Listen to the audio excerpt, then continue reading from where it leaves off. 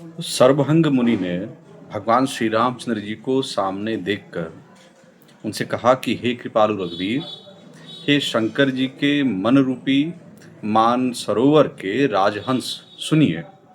मैं ब्रह्मलोक को जा रहा था। सर्वभंग मुनि कहते हैं, इतने में कानों से सुना कि श्री राम जी वन में आवेंगे। तब से मैं दिन रात आपकी राह देखता रहा हूँ। अब प्रभु को देखकर मेरी छाती शीतल हो गई। हे नाथ, मैं सब साधनों से हीन हूँ। आपने अपना दीन सेवक जानकर मुझ पर कृपा की है। हे देव, यह कुछ मुझ पर आपका एहसान नहीं है। हे भक्त मनचोर, ऐसा करके आपने अपने प्रण की ही रक्षा की है। भगवान कृष्ण के लिए हम लोग अक्सर सुनते रहते हैं, मनचोर करके भगवान को कहा जाता है। यहाँ सर्वभंग मुनि भगवान श्री राम को कह रहे हैं कि हे भक्त मनचोर, ऐसा करके आपने अपने प्रण की ही रक्षा की है। अब इस दीन के कल्याण के लिए तब तक यहाँ ठहरिए। देखिए विशेष बात कि अपने भक्त की रक्षा के लिए तब तक यहाँ ठहरिए जब तक मैं शरीर छोड़कर आपसे आपके धाम में न मिलूं। और क्या कहा आगे वो श्लोक में सुने कि जोग यज्ञ जप तप व्रत कीन्हा। बहुत सारे जो कवि बनने की तरफ अग्रसर हों या मुझ जैसे अल्पज्ञ कवि, इन्हीं सब लाइनों पंक्तियों से कभी कभी पढ़ते सुनते लिखा जाता है। जप तप ये सब जो भी शब्द आते हैं यहाँ से कि जोग यज्ञ जप तप व्रत कीन्हा, प्रभु कह देई भगति बर लीन्हा। एहि विधि सर रचि मुनि सर्वभंगा, बैठे हृदय छाड़ी सब संगा। योग यज्ञ जप तप जो कुछ व्रत आदि भी मुनि ने किया था, योग यज्ञ जप तप जो कुछ व्रत मुनि ने किया था, सब प्रभु को समर्पण करके बदले में भक्ति का वरदान ले लिया। जिसने जो किया था, आप भी अच्छा बुरा जो कुछ किए हुए हैं या जो हो गया है, जो हो रहा है, होने वाले पर तो नियंत्रण नहीं, ये जो कर चुके हैं, हो चुका है, वो भगवान को समर्पित करें। जैसे सर्वभंग मुनि ने किया कि योग यज्ञ जप तप जो कुछ व्रत आदि भी मुनि ने किया था, सब प्रभु को समर्पण करके बदले में भक्ति का वरदान ले लिया। इस प्रकार दुर्लभ भक्ति प्राप्त करके फिर चिता रचकर मुनि सर्वभंग जी हृदय से सब आसक्ति छोड़कर उस पर जा बैठे और कहें, सीता अनुज समेत प्रभु नील जलद तनुश्याम, मम ही बसहु निरंतर सगुन रूप श्री राम।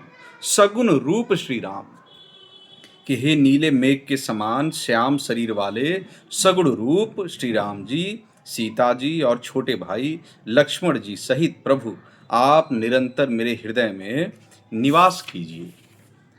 ऐसा कहकर सर्वभंग जी ने योगाग्नि से योगाग्नि शरीर के अंदर से ही प्रकट होती है। ऐसा कहकर सर्वभंग जी ने योगाग्नि से अपने शरीर को जला डाला और श्री राम जी की कृपा से वे वैकुंठ चले गए। मुनि भगवान में लीन इसलिए नहीं हुए कि उन्होंने पहले ही भेद भक्ति का वर ले लिया था। भेद भक्ति का वर कैसे?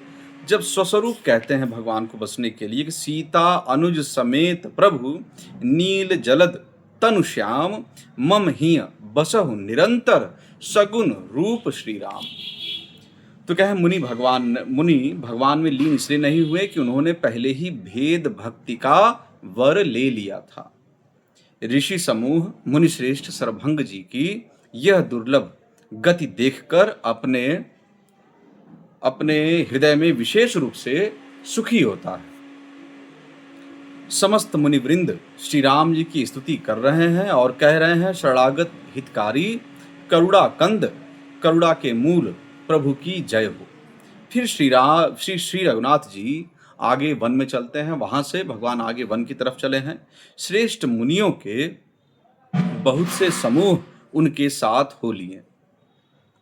अब भगवान आगे क्या देखते हैं कि हड्डियों का समूह ढेर देखकर श्री रघुनाथ जी को बड़ी दया आई। उन्होंने मुनियों से पूछा कि और जब पूछा, राम जी पूछते हैं कि क्या है ये ऐसी हड्डियां कितनी रखी हुई हैं, किसकी हड्डियां हैं, किस कारण से रखी हुई हैं? तो मुनि कहते हैं, मुनियों ने कहा, हे स्वामी, आप सर्वदर्शी, सर्वज्ञ और अंतर्यामी, सबके हृदय की जानने वाले हैं। जानते हुए भी अनजान की तरह हमसे कैसे पूछ रहे हैं? राक्षसों के दलों ने सब मुनियों को खा डाला है। देखिए, राक्षसों के दलों ने सब मुनियों को खा डाला है। ये सब उनकी हड्डियों के ढेर हैं। यह सुनते ही श्री रघुवीर के नेत्रों में जल छा गया। भगवान रोने लगते हैं। क्या हो रहा, देखिए, सुनिए इसको, छंदों में सुनिए, श्लोक में। जानत हूँ पूछिए कस स्वामी, सब दर्शी तुम अंतर्जामी। निशिचर निकर सकल मुनि खाए, सुनि रघुवीर नयन जल छाए। यह सुनते ही श्री रघुवीर के नेत्रों में जल छा गया। अभी तक सीता जी का अपहरण नहीं हुआ है, सीता जी को रावण नहीं ले गया है। यही वो स्थल है जहां भगवान संकल्प कर लेते हैं। क्या संकल्प करते हैं? निशिचर हीन करऊं मही, भुज उठाई पन कीन, सकल मुनिन के आश्रमन जाय जाय सुख दीन। कि श्री राम जी ने भुजा उठाकर प्रण किया, श्री राम जी ने भुजा उठाकर प्रण किया कि मैं पृथ्वी को राक्षसों से रहित कर दूंगा। फिर समस्त मुनियों के आश्रम में जा जाकर उनको दर्शन एवं संभाषण का सुख दिया। मुनि अगस्त्य कर शिष्य सुजाना। अब मुनि अगस्त्य के यहां से आगे बढ़ने के बाद मुनि अगस्त्य के शिष्य हैं। कौन से शिष्य हैं उनके बारे में जानिए, बड़ा विशेष जानना है। और यहाँ आपको पता चलेगा कि भगवान राम के नाम का चिंतन, भगवान राम के स्वरूप का चिंतन इतना सुखद होता है। या देखिए, इसकी सेटिंग जाने कैसी कम ज़्यादा मुझसे हो जा रही है। खैर, कि मुनि अगस्त्य के एक सुतीक्ष्ण नामक सुजान शिष्य थे। उनकी भगवान में प्रीति थी। वे मन, वचन और कर्म से श्री राम जी के चरणों के सेवक थे। उन्हें स्वप्न में भी किसी दूसरे देवता का भरोसा नहीं था। उन्होंने ज्यों ही प्रभु का आगमन कानों से सुन पाया, त्यों ही अनेक प्रकार के मनोरथ करते हुए वे आतुरता शीघ्रता से दौड़ चले। हे विधाता, क्या दीन बंधु श्री रघुनाथ जी मुझ जैसे दुष्ट पर भी दया करेंगे? सहित अनुज मोहि राम गोसाई, मिली हहि निज सेवक की नाई। मोरे जी भरोस दृढ़ नाही, भगति बिरति न ज्ञान मन माही। कि क्या स्वामी श्री राम जी छोटे भाई लक्ष्मण जी सहित मुझसे अपने सेवक की तरह मिलेंगे? मेरे हृदय में दृढ़ विश्वास नहीं होता। जैसे हम जैसे लोगों को कभी ये दृढ़ विश्वास नहीं होता कि भगवान सुंदरकांड जी जैसी सुंदर रचना, सुंदरकांड का पुनर्सृजन जो मैंने लिखा, बड़े विद्वान और जो प्रकांड विद्वान टाइप के लोग हैं, उन लोगों ने कहा कि ये पुनर्सृजन नहीं होना चाहिए, लेकिन कुछ मेरे गुरु महात्माओं ने कहा कि बिल्कुल पुनर्सृजन ही है, तो मैंने ये नाम दिया। तो क्या स्वामी श्री राम जी छोटे भाई लक्ष्मण जी सहित मुझसे अपने सेवक की तरह मिलेंगे? मेरे हृदय में दृढ़ विश्वास नहीं होता, क्योंकि मेरे मन में भक्ति, वैराग्य या ज्ञान कुछ भी नहीं है। नहीं सतसंग जोग जप जागा, नहीं दृढ़ चरण कमल अनुरागा। एक बान करुणा निधान की, सो प्रिय जाके गति न आन की।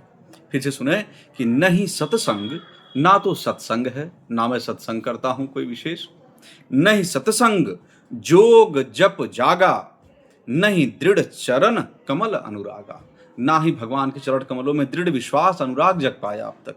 एक बान करुणा निधान की, कि हाँ, दया के भंडार प्रभु की एक बान है, सो प्रिय जाके गति नान की।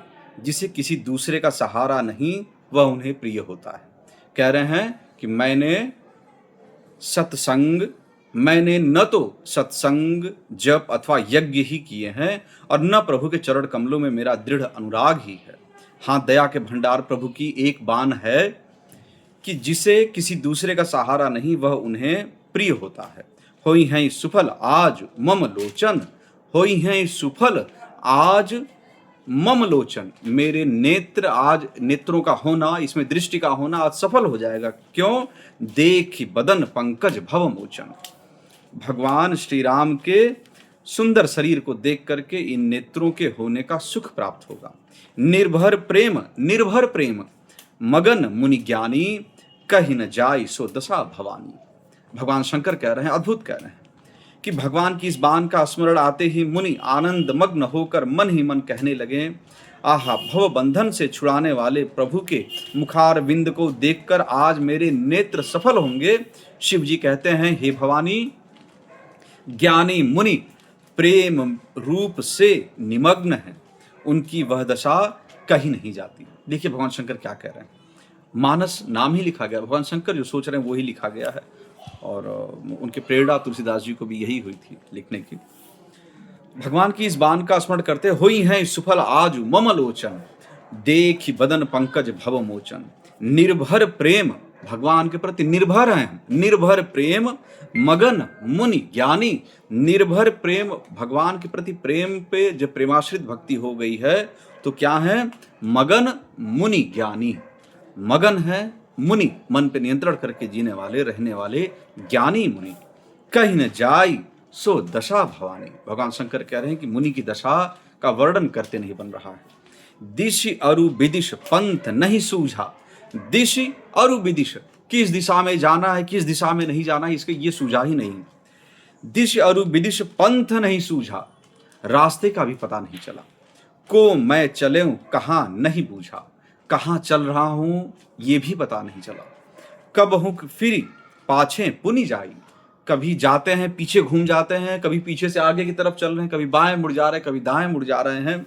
कब हूं का नृत्य करई गुण गाई, और कभी नृत्य करने लग रहे हैं इस खुशी में कि भगवान आ रहे हैं।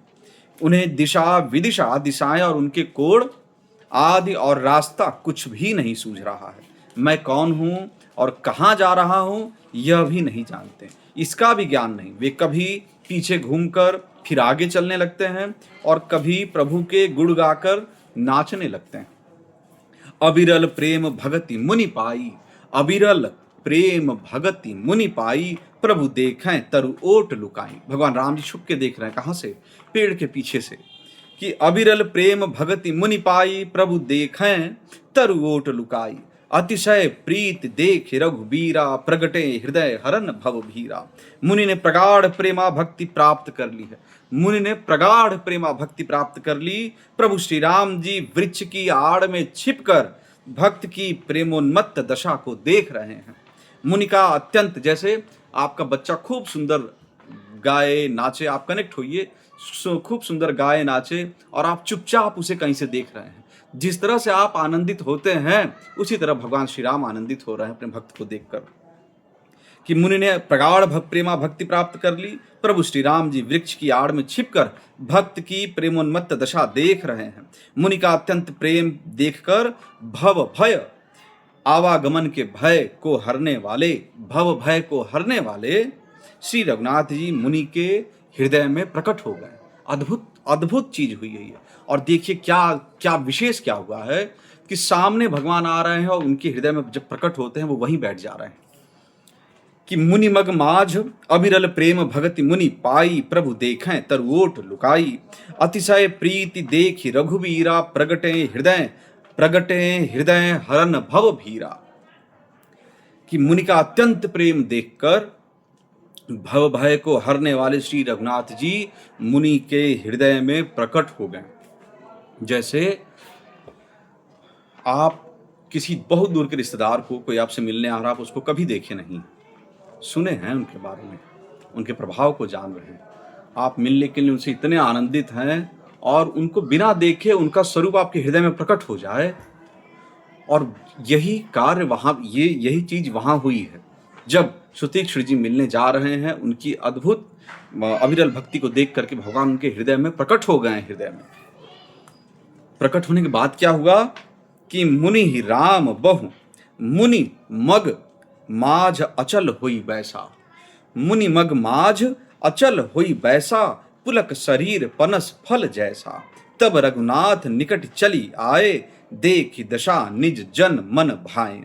हृदय में प्रभु के दर्शन पाकर, हृदय में प्रभु के दर्शन पाकर मुनि बीच रास्ते में अचल, मुनि ही राम, देखिए क्या लिखा कि कि मुनि मग माझ, रास्ते के बीच में मुनि मग माझ अचल हुई बैसा, अचल होकर बैठ गए।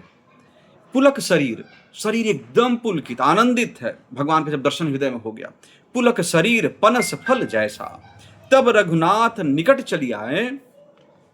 अब उनका शरीर कैसा हुआ कि हृदय में प्रभु के दर्शन पाकर मुनि बीच रास्ते में अचल स्थिर होकर बैठ गए। उनका शरीर रोमांच से कटहल के फल के समान कंटकित हो गया। तब श्री रघुनाथ जी उनके पास चले आए और अपने भक्त की प्रेम दशा देखकर मन में बहुत प्रसन्न हुए। मुनि ही राम बहुभांति जगावा।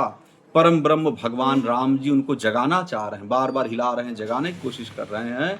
और उन्होंने हृदय में भगवान का दर्शन स्वरूप जब प्रकट हो गया है तो वो बिल्कुल बैठ गए, शांत चित्त भाव से बैठ गए हैं। भगवान के खूब प्रयत्न करने के बाद भी राम जी के वो जग नहीं रहे। मुनि को राम बहुभांति जगावा, बहुत प्रकार से जगाने की कोशिश की। जागन ध्यान जनित सुख पावा, जागन नहीं जगें, ध्यान जनित, ध्यान के लगने से, भगवान में ध्यान के लगने से और भगवान के प्रकट होने से हृदय में जो सुख मिला, उस सुख में समर्पित होकर के मुनि ध्यान से नहीं बाहर आ पा रहे हैं, उसी ध्यान में।